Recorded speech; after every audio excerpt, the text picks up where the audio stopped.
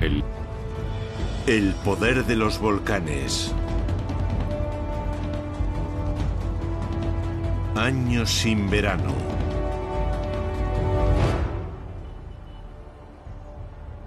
Estambul, la mayor metrópoli de Europa, tiene más de 14 millones de habitantes.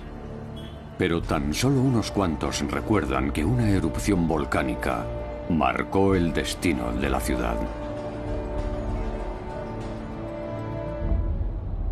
La historia nos muestra que aunque nuestra morada esté situada a gran distancia del volcán más cercano, nunca estaremos verdaderamente a salvo. En el año 541 después de Cristo, Estambul aún se llama Constantinopla.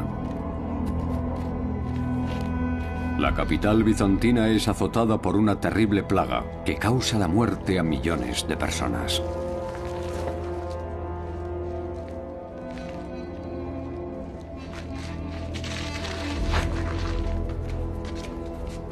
La impotencia y la desesperación inundan la corte del emperador Justiniano.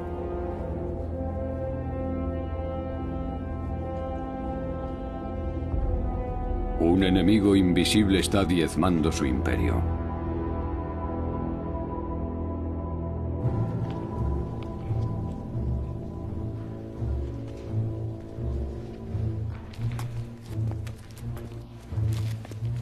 Majestad, el aire está envenenado y la pestilencia ha invadido la ciudad. ¿Qué piensa hacer? Los justos nada deben temer.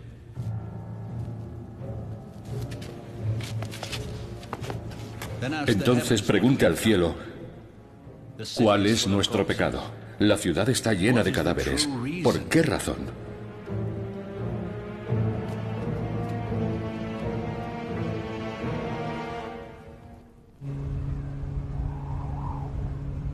La respuesta a este misterio podría ser descubierta 1500 años después, en una zona extrema del hemisferio norte.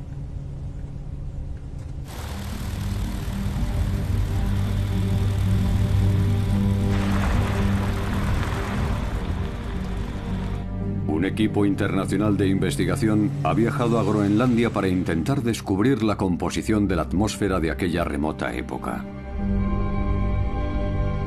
Johannes Freytag, del Instituto Alfred Wegener, espera extraer del hielo información vital sobre las variaciones climáticas de los últimos milenios.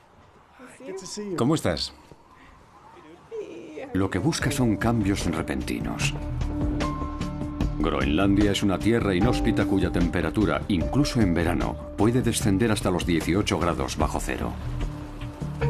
Pero es el lugar perfecto para extraer los llamados testigos de hielo.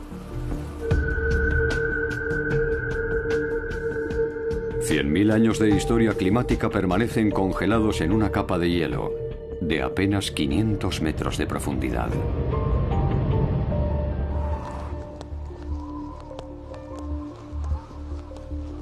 La elección del punto idóneo para extraer el testigo es primordial. Si la capa superior presenta anomalías, será preciso buscar otro. La cubierta de nieve fundida llega hasta aquí. Todo lo que está por encima es nieve, que tras licuarse el verano pasado se volvió a congelar. Esta línea marca el comienzo del hielo macizo. Las finas capas de hielo son como los anillos de crecimiento de un árbol. Y su extracción es una tarea delicada. Cada medio centímetro equivale aproximadamente a un año, lo que permite a los investigadores viajar hacia el pasado. Un descenso temporal que exige frecuentes interrupciones, ya que si el taladro se calienta, fundirá el hielo. La última extracción corresponde a la época de la plaga. ¿Ofrecerá alguna indicación sobre el origen de la enfermedad? Adelante. 30, 50. La conductividad eléctrica del testigo de hielo confirma la sospecha de que en el siglo VI se produjo un cambio. Un aumento repentino del contenido de azufre suspendido en la atmósfera. Mira este pico. Ya lo veo. Es extraño. Es una elevación de origen volcánico. Es muy elevada. Y está presente en una sección que equivale a unos 2 años. Aún no podemos determinar a qué período pertenece, porque no tenemos una datación exacta del hielo.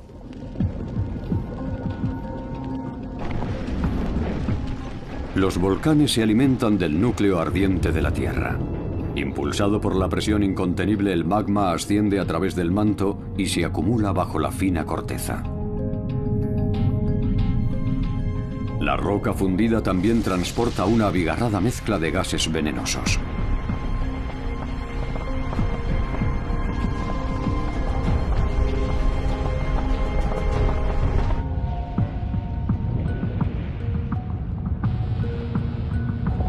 ¿Podría estar relacionada la misteriosa epidemia con la erupción de un volcán? Antes de que Constantinopla fuese atacada por la plaga, el cielo se oscureció.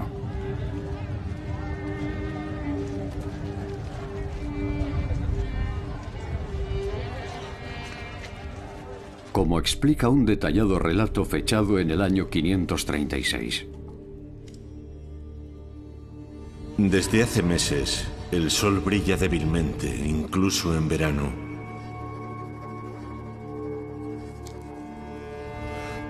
Todos temen que desaparezca para no volver.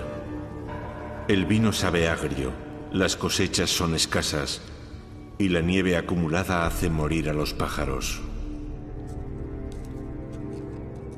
Como si el infierno hubiera brotado de las profundidades de la tierra. El historiador Misha Mayer de la Universidad de Tubinga piensa que estas escalofriantes crónicas reflejan el pensamiento popular de aquella turbulenta época. Durante el siglo VI de nuestra era, la humanidad muestra un gran temor ante todo lo que ve como anormal, ante cualquier hecho sin aparente explicación, algo cuyo origen radica en una visión fantástica que era muy popular entonces, la idea de que el fin del mundo se acerca. Un concepto aceptado que alimenta todo tipo de conjeturas sobre una destrucción inminente y que una súbita y constatable variación del clima hace aún más verosímil. Los sabios han predicho que el fin del mundo llegará a principios del siglo VI.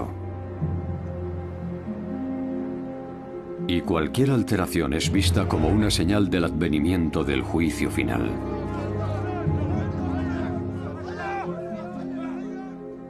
Pero el cambio que se avecina es muy distinto del que todos esperan.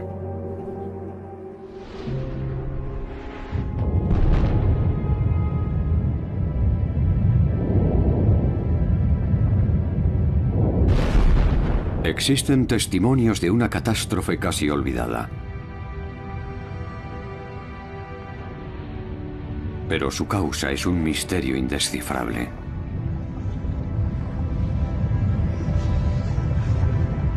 A veces la propia Tierra destruye su superficie. Además de expulsar cenizas, los volcanes envenenan la atmósfera con gases sulfurosos. Como el dióxido de azufre, que durante las erupciones masivas puede penetrar en la estratosfera y combinarse con el vapor de agua que flota en su interior.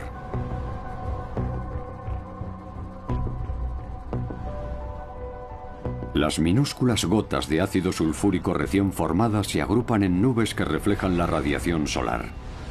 Un fenómeno que provocó un desastre planetario a principios del siglo XIX tras el brusco despertar en 1815 del volcán indonesio Tambora.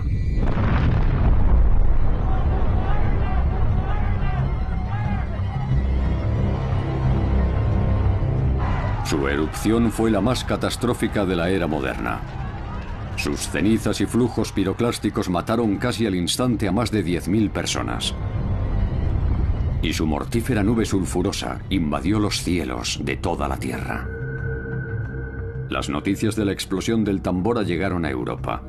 Pero muy pronto las consecuencias de aquella terrible erupción fueron visibles a simple vista. El cielo se cubrió de colores, creando deslumbrantes atardeceres que han llegado hasta nosotros gracias al paisajista inglés William Turner. Pero aquella mágica belleza fue tan solo el anuncio de la catástrofe. El frío y la oscuridad arruinaron las cosechas, desencadenando la mayor hambruna del siglo XIX. El número total de víctimas causado por el Tambora no ha sido determinado con exactitud, pero sus nubes sulfurosas se cobraron 10 veces más vidas que la propia erupción y obligaron a muchos europeos a abandonar sus hogares.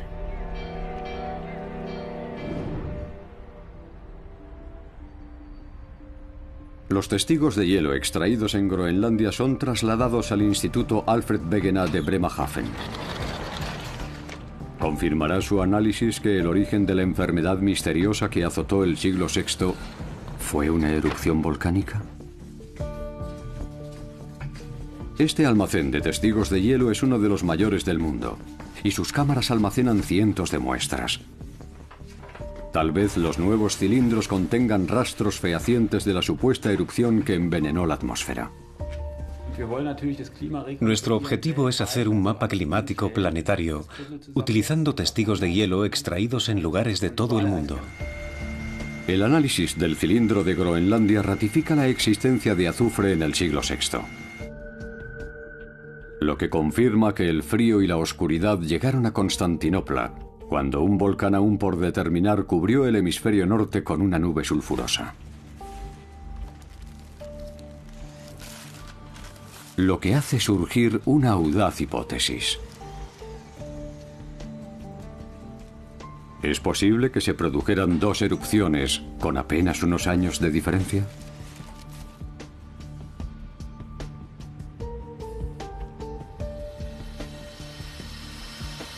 Los análisis del laboratorio muestran que tan solo unos centímetros más abajo existen nuevos rastros de azufre,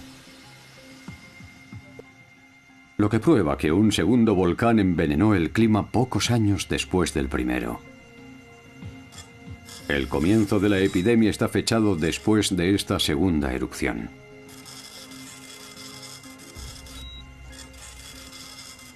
Su estallido dejó huellas tanto en el Polo Norte como en el Polo Sur.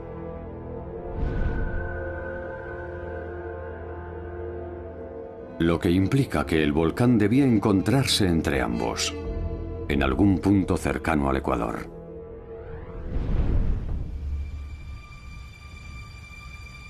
El volcán de Ilopango se encuentra en El Salvador, en un emplazamiento casi oculto. Los rastros de su última erupción quedaron cubiertos hace mucho tiempo por la vegetación de la selva.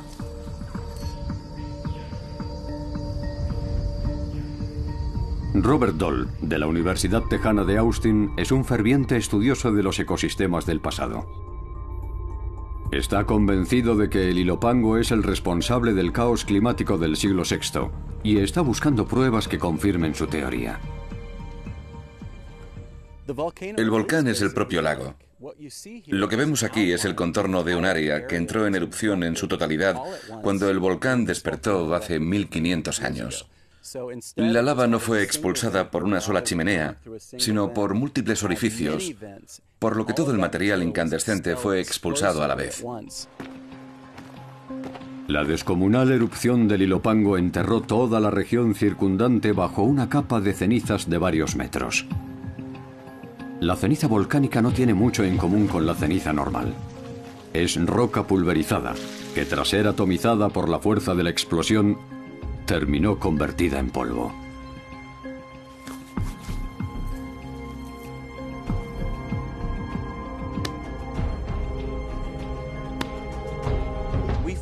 Encontrar ceniza de color claro como esta es muy emocionante para alguien como yo, porque nos indica que es sílice en estado puro, que entró en erupción de forma explosiva en un instante geológico que pudo durar un día o tal vez dos.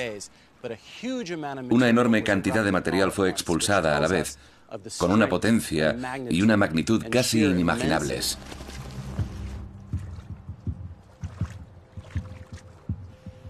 Robert Doll intenta reconstruir con exactitud lo que sucedió durante la erupción, interpretando huellas geológicas invisibles para la mayoría de nosotros.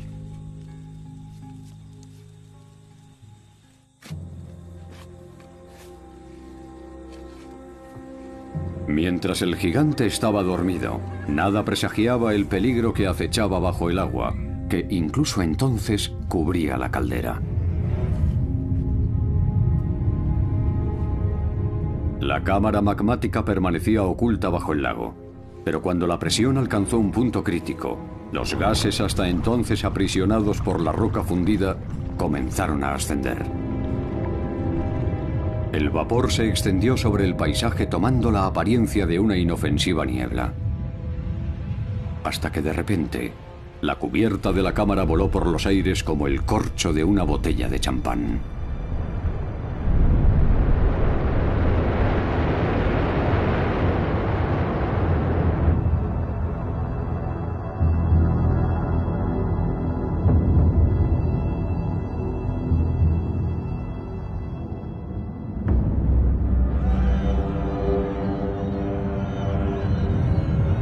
Al desplomarse sobre sí misma, la columna eruptiva generó una colada piroclástica, cuyas ardientes nubes de ceniza, a más de 700 grados centígrados, destruyeron cuanto encontraron a su paso.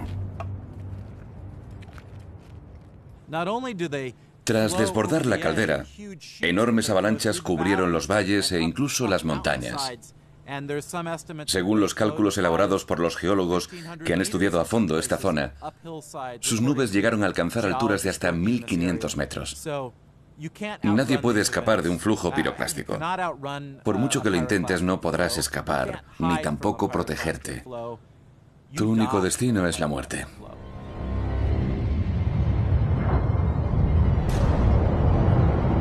Todo indica que ningún ser viviente en un radio de 1000 kilómetros sobrevivió a este infierno. Las cenizas encontradas atestiguan la magnitud de la erupción.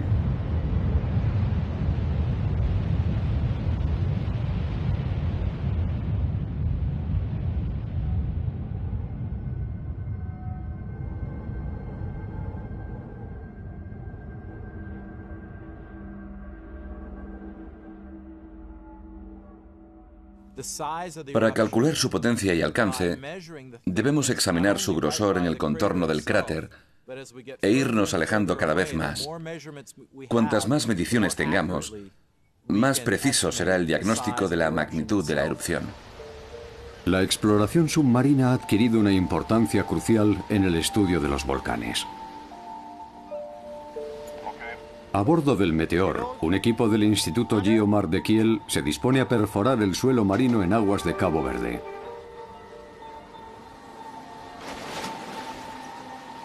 Un tubo de acero acoplado a una pieza de 2 toneladas se hundirá en el lecho marino. Y si no encuentra una roca demasiado dura que impida su avance, proporcionará al equipo de investigación una muestra cilíndrica de 9 metros de longitud. El fondo se encuentra a 3.500 metros de profundidad, por lo que la perforadora, a una velocidad de 1 metro por segundo, tardará en descender unos 60 minutos. De forma periódica, los testigos de sedimentos marinos revelan erupciones no documentadas y aportan información vital para comprender el impacto de los volcanes en la historia de la Tierra. El equipo de extracción aguarda esperanzado. Y por fin, a las 8 de la mañana, descubren que la poderosa herramienta ha cumplido su objetivo. En ocasiones, entre los sedimentos depositados en el suelo oceánico durante siglos, aparecen cenizas volcánicas. Las muestras extraídas por Stephen Kuterov en todo el planeta le ayudan a calcular la frecuencia de las grandes erupciones. Encontrar hasta 10 capas de ceniza en un testigo nos permite precisar su diseminación. Una información vital que facilita la obtención de otros datos, como el volumen de una erupción determinada. La ceniza contenida en los testigos de sedimentos indica el emplazamiento del volcán al que pertenece. es como una huella dactilar. Cada volcán y cada erupción son únicos.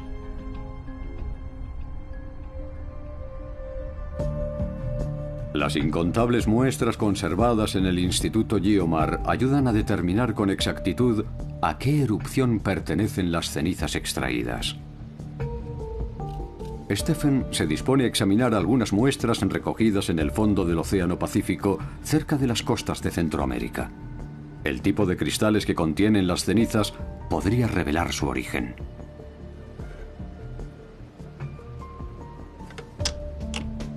El análisis confirma sus sospechas. Las cenizas fueron eyectadas durante la última gran erupción del volcán de Ilopango.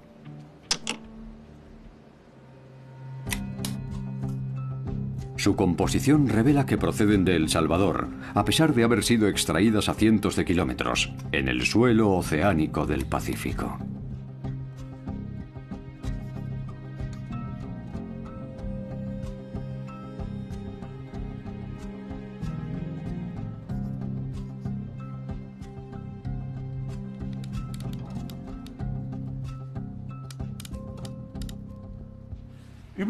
Podemos afirmar que las nuevas cenizas que hemos encontrado en el fondo marino pertenecen a la erupción del volcán de Ilopango,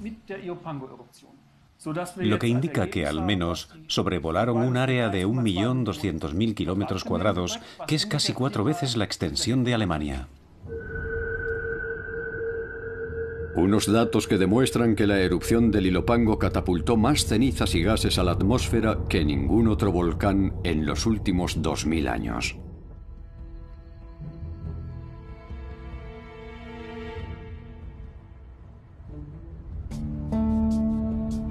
Diversas ciudades de El Salvador fueron edificadas sobre estas cenizas, como su capital, San Salvador, cuya vida transcurre a tan solo 16 kilómetros de este volcán aún activo. No existe un plan de evacuación realista pese a que los depósitos de cenizas de erupciones previas revelen la magnitud de la amenaza. El país tiene problemas más acuciantes. Pero lo cierto es que en un radio de 100 kilómetros alrededor del Ilopango viven 6 millones de personas. No existe ningún país en todo el continente americano tan densamente poblado como El Salvador. Lo que significa que la tierra es escasa, que apenas hay espacio suficiente para que viva tanta gente. Así que trasladar San Salvador o evacuar a la gente que habita las laderas de este volcán activo es una simple quimera, porque esto es todo lo que tienen. Examinar los efectos de las antiguas erupciones es una tarea crucial.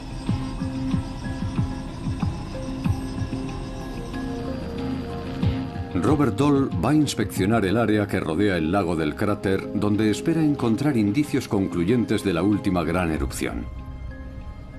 La dispersión de las cenizas permitirá delimitar las zonas más expuestas y peligrosas.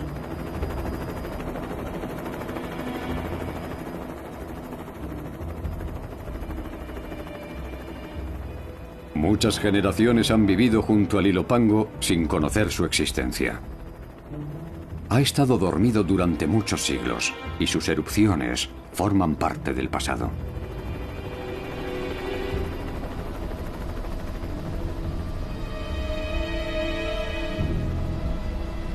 ¿Podrían proceder de este volcán los restos de azufre aparecidos en los testigos de hielo?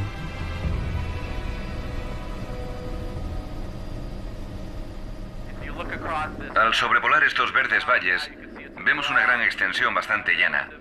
Una zona muy fértil, ya que los materiales volcánicos depositados a lo largo de miles de años han creado un sustrato perfecto para la agricultura, lo que explica la devoción que sienten sus pobladores por esta región.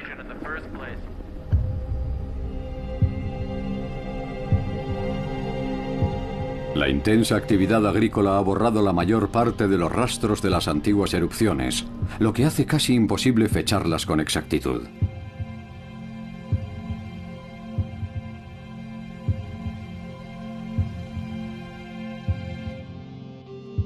La ceniza volcánica está compuesta por materiales inorgánicos, como piedra o cristal. Calcular su edad es una tarea imposible. lo que obliga a Robert Dole a buscar restos de seres vivos que murieran durante la erupción. La suerte está de su parte. Dole encuentra una rama de madera carbonizada. La falta de oxígeno impidió que ardiera por completo, lo que permitirá determinar el momento exacto de la erupción. Es como una cápsula del tiempo que muestra el instante exacto en el que fue aprisionada por la ceniza. No importa que el fragmento encontrado sea de pequeño tamaño o un gran tronco. Cualquier pedazo de madera hallado entre las cenizas nos permitirá viajar hasta el preciso momento en que se produjo la erupción. Por eso se quemó, por esas cenizas venían calientes. Para Robert Dole y sus colegas representa un gran hallazgo, porque la madera contiene sustancias químicas que van descomponiéndose con el paso de los años, lo que permitirá precisar en el laboratorio la fecha de su carbonización. Hasta aquí tenemos su misma forma de antes, y si podemos ver... Gracias a estas muestras, hemos podido reducir el margen de datación de 120 años a tan solo 20 años, lo que indica sin ninguna duda que la erupción del Ilopango no se produjo en el siglo V, sino a principios del siglo VI. Tras la erupción, la antigua Constantinopla sufre un invierno continuo que dura ya 15 años. La plaga sigue extendiéndose y sus desesperados habitantes se aferran a la religión. El emperador Justiniano ordena que todos sus súbditos sean bautizados para aplacar la ira de Dios. Pero los enfermos y los muertos aumentan sin cesar.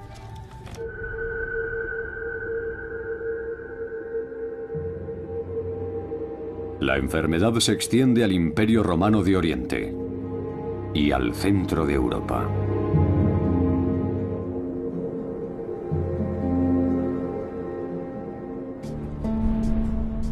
La plaga alcanzó el distrito de Múnich. En el municipio de Asheim murió tanta gente en tan poco tiempo que tuvieron que enterrar varios cuerpos en cada tumba. El tiempo ha invalidado casi todos los restos, pero tal vez puedan encontrarse algunos indicios en los dientes de los cadáveres.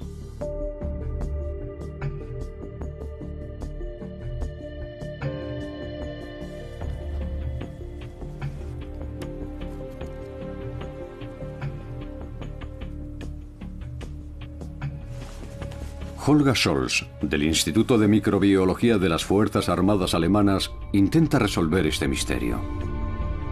Su equipo viste una indumentaria especial para no contaminar las muestras. Una sola escama de piel podría echar a perder las últimas muestras de ADN de aquella lóbrega etapa. Los científicos consiguen aislar el material genético y encuentran la bacteria Yersinia pestis, la causante de la enfermedad infecciosa más mortífera de la historia de la humanidad, la peste negra.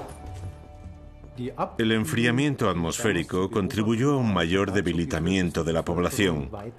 Los alimentos empezaron a escasear, provocando hambrunas extremas y generalizadas. Los roedores, que son un importante agente de la transmisión de la peste, se refugiaron en las ciudades, donde todavía podían encontrar algo que comer, lo que intensificó aún más el contacto de sus habitantes con el patógeno. La bacteria de la peste se alimenta de la sangre de los roedores y es inoculada a los humanos por las pulgas. Cuando una pulga que ha picado a una rata infectada cambia de huésped, transmite el patógeno, un riesgo que la proliferación de roedores no hace más que aumentar.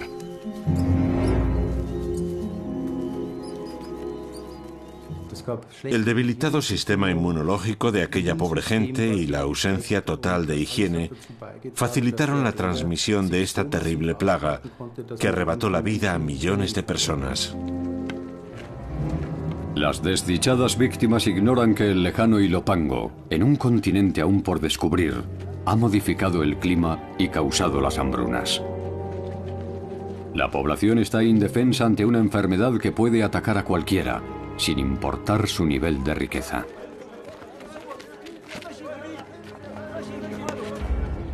Cuando la comida se agota, el caos se desata.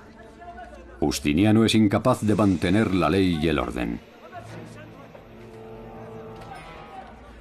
El hecho de que el propio emperador contraiga la peste acrecienta aún más la inseguridad entre sus súbditos, que en su mayoría piensan que lo que está ocurriendo es la voluntad de Dios. Y la constatación de que Justiniano también está siendo castigado le hace perder la legitimidad y la autoridad sobre su pueblo. El emperador morirá muchos años después, tras sobrevivir a la enfermedad, que será recordada como la plaga de Justiniano.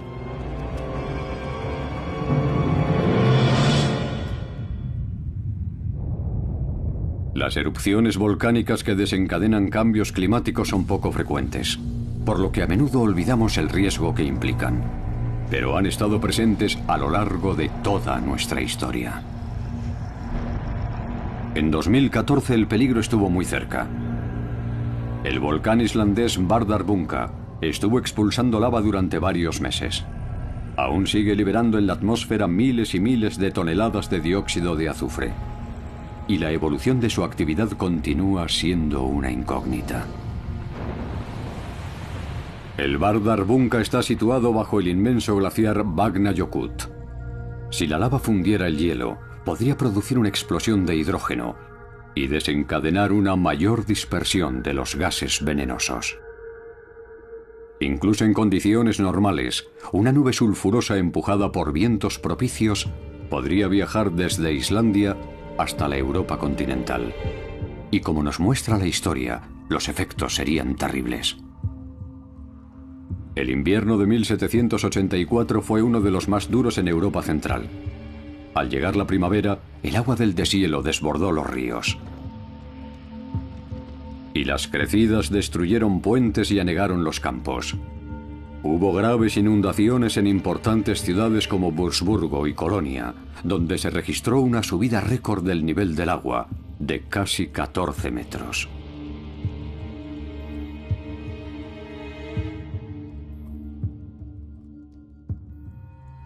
Una catástrofe causada por la irrupción en Europa de gases volcánicos. John Grattan trabaja para la Universidad de Gales y ha estudiado numerosas crónicas de la época. El 23 de junio de 1783 el mundo había cambiado. Los árboles habían perdido sus hojas y reinaba un intenso olor a azufre. El causante del desastre era el volcán islandés Laki, que tras abrir una gigantesca grieta, comenzó a expulsar más de 6.000 metros cúbicos de lava por segundo. En 8 meses, liberó unos 120 millones de toneladas de dióxido de azufre, que empujadas por el viento alcanzaron la Europa continental. Las sobrecogedoras crónicas locales cuentan que la gente respiraba con dificultad en aquella atmósfera sofocante y que muchos sufrían palpitaciones y fiebre, violentos brotes de diarrea, hemorragias. Incluso hay teorías de que la erupción del Laki fue uno de los detonantes de la Revolución Francesa. Desde entonces el Laki ha permanecido dormido. ¿Pero qué pasaría si volviera a despertar? La polución atmosférica es cada vez mayor. Según algunos cálculos, las partículas en suspensión causan cada año la muerte prematura de 430.000 europeos. La industria y el tráfico contaminan el entorno emitiendo dióxido de carbono y una ingente cantidad de partículas microscópicas que flotan en el aire. Una nueva oleada de gases procedentes del Laki aumentaría la toxicidad de la atmósfera y elevaría el ratio anual de muertes prematuras en 140.000. La misión de la Oficina Federal Alemana de Protección y Asistencia en Desastres es prestar ayuda rápida en situaciones de crisis.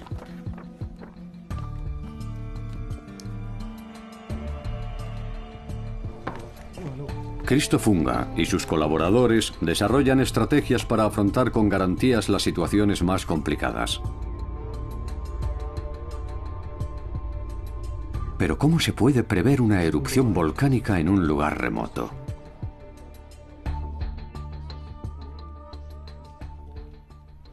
Siento confesar que aún no estamos preparados para hacer frente a nubes de gases o partículas aéreas que pudieran llegar a nuestro país. Las situaciones que hoy consideramos extremas serían habituales en un invierno volcánico. Una violenta ola de frío podría tener efectos devastadores, como ya demostró la inmensa tormenta que en 2005 convirtió la llanura de Münster en un paisaje helado. El peso de la nieve provocó un corte en el suministro eléctrico que afectó a 250.000 personas y tardó varios días en restablecerse. Al tratarse de un espacio rural, los daños fueron menores, pero un apagón semejante en una zona más poblada sería desastroso. No habría radio, ni televisión, ni ordenadores, ni dinero en efectivo, de modo que no se podría comprar nada. Sin electricidad tampoco funcionarían las estaciones de servicio o los sistemas de seguridad. Un apagón generalizado alteraría mucho nuestro modo de vida. En los últimos años, Alemania ha afrontado inundaciones y olas de frío con demasiada frecuencia. Pero los daños no han sido comparables a los causados por el Laki en el siglo XVIII. Una erupción similar incrementaría el riesgo de contraer una enfermedad infecciosa, provocando el ingreso hospitalario de hasta un 30% de la población. El sistema de salud se colapsaría al romperse la cadena de suministros. Tampoco habría suficiente personal para atender a todos los afectados, lo que ocasionaría tensiones en los centros de asistencia y graves problemas de seguridad. También tendríamos que enfrentarnos a la decisión de cómo distribuir las escasas reservas de vacunas. El impacto de un desastre así sería inmenso en todas las áreas. En la antigua Constantinopla, la suerte de sus habitantes no es muy diferente. Desconocer la causa de la enfermedad aumenta el miedo y la angustia. Y cuando la plaga se apodera de toda la ciudad, el sistema entero comienza a fallar. El pánico y el desorden invaden las calles. La civilización se tambalea. Las víctimas se multiplican. Y este acusado descenso de la población impide que se mantengan los servicios y la capacidad militar para abastecer y proteger la ciudad y el resto del país. La plaga no solo se ceba con los humildes, también ataca a soldados y contribuyentes. El poder del Estado ha sufrido daños irreparables que marcarán el futuro de todo el imperio, que tan solo un siglo después debe retroceder ante el acoso de los árabes.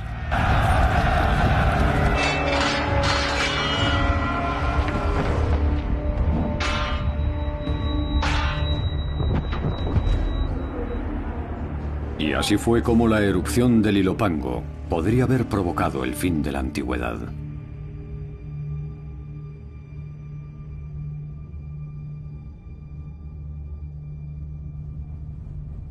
La población mundial supera hoy los 7.000 millones de habitantes. Más de la mitad de ellos viven en ciudades y dependen del transporte, el comercio y las telecomunicaciones. ¿Sería posible protegerlos a todos de una erupción volcánica de alcance global como la del Ilopango?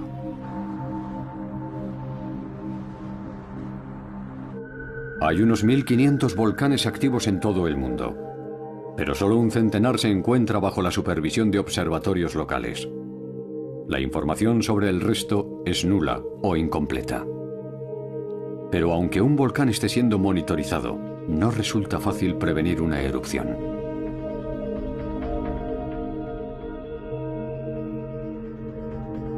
Incluso un científico experto puede cometer terribles errores.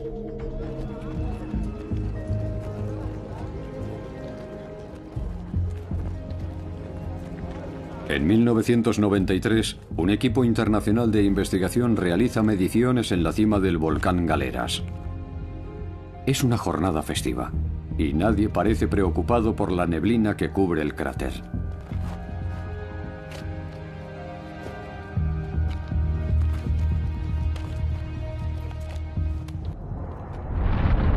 De repente, una explosión sorprende a los vulcanólogos. Rocas y nubes de polvo surcan el aire sin dar la más mínima oportunidad de escapar a los que trabajan en el interior.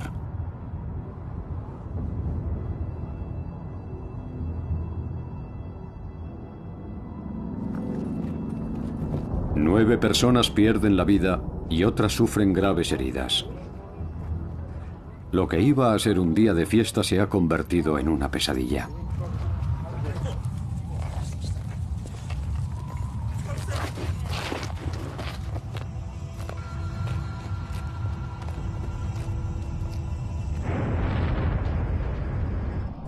Apenas 2 meses después, una segunda erupción alcanza la estación de investigación de los científicos, considerada segura tras el primer fatídico aviso.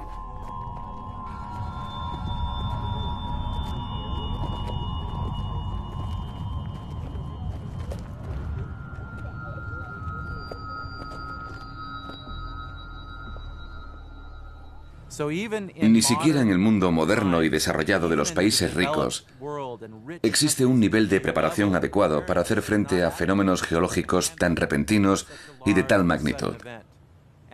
Y no importa cuántos instrumentos coloquemos, la tecnología actual nos permite medir la elevación del terreno que se produce antes de un terremoto y detectar pequeños seísmos. Pero algunas erupciones son impredecibles. Tampoco es posible predecir el curso que van a seguir. En 1980, un legendario volcán estadounidense anunció una nueva erupción con varios terremotos de pequeña magnitud. El monte Santa Elena se alza cerca de 2 grandes ciudades, Portland y Seattle. El geólogo Richard Wade fue testigo de la erupción.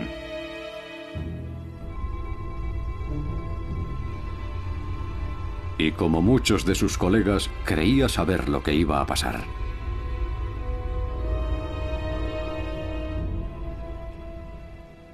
A finales de marzo, todos los científicos hablábamos del acusado abultamiento y de que la inclinación de la ladera hacía más que predecible que, en algún momento, iba a producirse un corrimiento de tierra. Un deslizamiento precedido por pequeños avisos que permitieran a la población ponerse a salvo. La noticia inundó los medios y atrajo a gran cantidad de curiosos.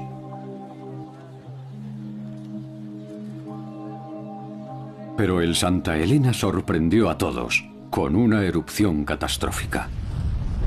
Un terrible terremoto sacudió la cara norte provocando su desplome, la explosión de la montaña y una avalancha de barro, ceniza y rocas ardientes. Fue algo sorprendente. Pasó por encima de un monte y de varios valles y siguió extendiéndose tal vez 20 o 30 kilómetros. Una enorme distancia que nadie había previsto y menos imaginado. Las nubes de ceniza y los torrentes de barro arrebataron la vida a 57 desventurados, entre los que se encontraban algunos científicos que no calcularon el impacto de la erupción. El polvo lo envolvió todo. Y los 540 millones de toneladas de ceniza expulsados por el volcán cubrieron un área mayor que Holanda. Semanas después, las autoridades constataron la inmensidad del desastre. El área devastada que se extendía ante el gran cráter abierto superaba los 600 kilómetros cuadrados. Pero aún así, su erupción fue al menos 10 veces menor que la del Ilopango en el siglo VI. En la actualidad, la ciencia moderna puede prestar una valiosa ayuda en la predicción y prevención de estos eventos. Pero nunca nos hemos enfrentado a un cataclismo semejante al del Ilopango.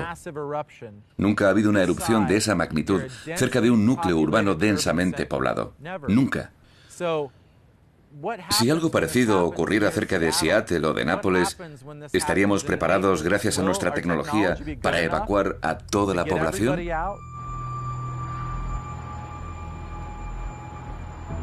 Hay al menos 67 grandes ciudades en todo el mundo situadas cerca de un volcán activo.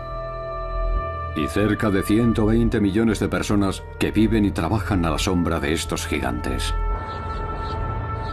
En el área metropolitana de Tokio, 37 millones de seres humanos contemplan a diario la hermosa silueta del monte Fuji. Su última gran erupción se produjo hace más de 3 siglos, lo que a nivel geológico no es más que un instante. Si volviera a rugir, sus cenizas cubrirían toda la ciudad.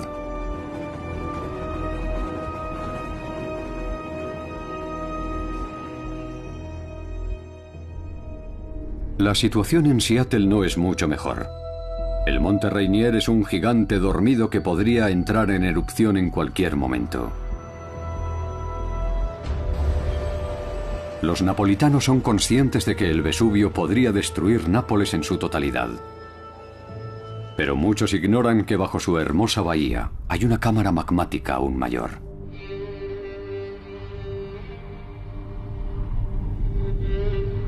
Tras ser sepultada por el Soufriere Hills, Plymouth, la capital de la isla caribeña de Montserrat, ofreció una desgarradora imagen del peligro que afronta cualquier ciudad erigida a la sombra de un volcán. Aquí vivían 4.000 personas. Pero cuando Plymouth quedó enterrada bajo las cenizas, casi todos sus habitantes se marcharon. Hoy es una ciudad fantasma.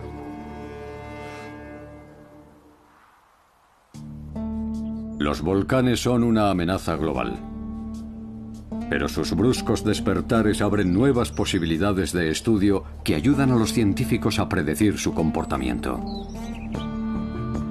La investigación del desastre del Santa Elena fue la constatación de que, aunque cada erupción sea única, puede aportar valiosos datos aplicables a otros volcanes. Aquí nació la vulcanología moderna, sobre todo en lo relativo a eventos como los corrimientos de tierras, que se habrán producido en unos 500 volcanes en todo el mundo. Lo ocurrido aquí abrió la puerta a la comprensión de este fenómeno.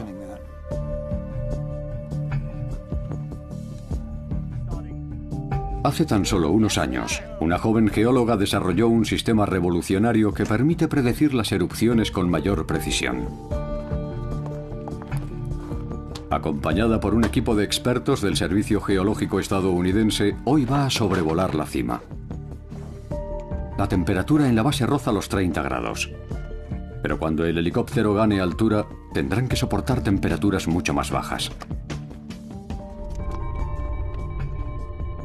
Angela Diefenbach utiliza un método simple y asequible que podrá ser implantado en países poco desarrollados, cuyos escasos recursos no les permiten monitorizar sus volcanes de forma regular. Puedes utilizar incluso la cámara de un móvil, siempre que la lente sea la idónea. Una cámara GoPro no daría buenos resultados, porque tiene mucha distorsión radial, y eso se traslada al modelo.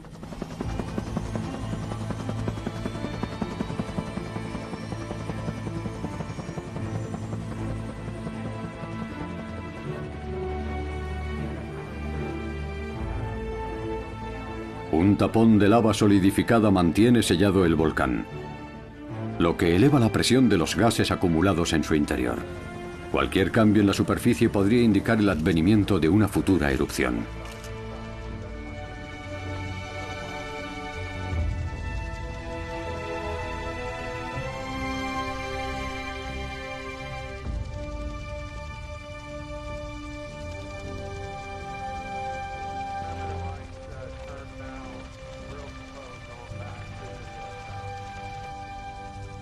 Angela toma fotografías desde diversos ángulos.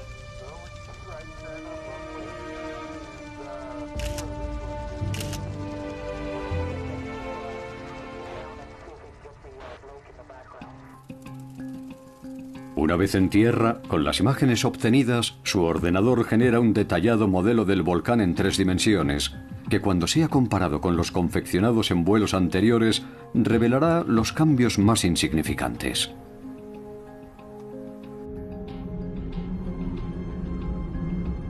Este sistema puede ser muy útil durante el comienzo de una erupción, ya que muchas veces los primeros instantes son el mejor indicativo de su comportamiento posterior.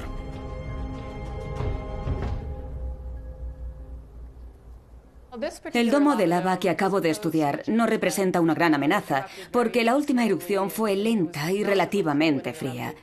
Pero otros domos tienden a hundirse, bien a causa de una explosión o por no poder soportar el peso de la cubierta, lo que puede desencadenar peligrosos flujos piroclásticos.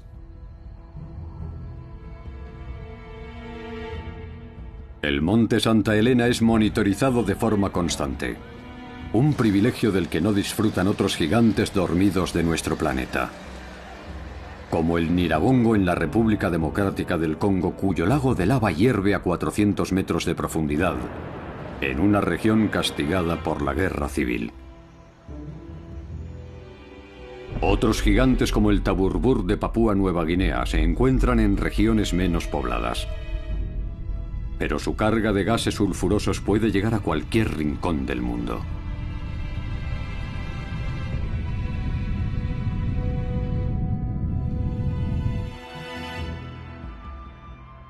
La principal virtud del sencillo método de Angela Diefenbach es que permite evaluar los riesgos.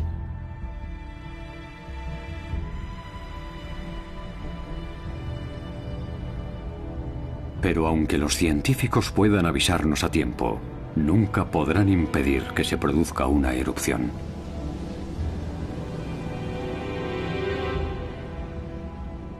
Y pese a que nuestras ciudades parezcan un refugio seguro, la historia ha demostrado que a veces las apariencias engañan.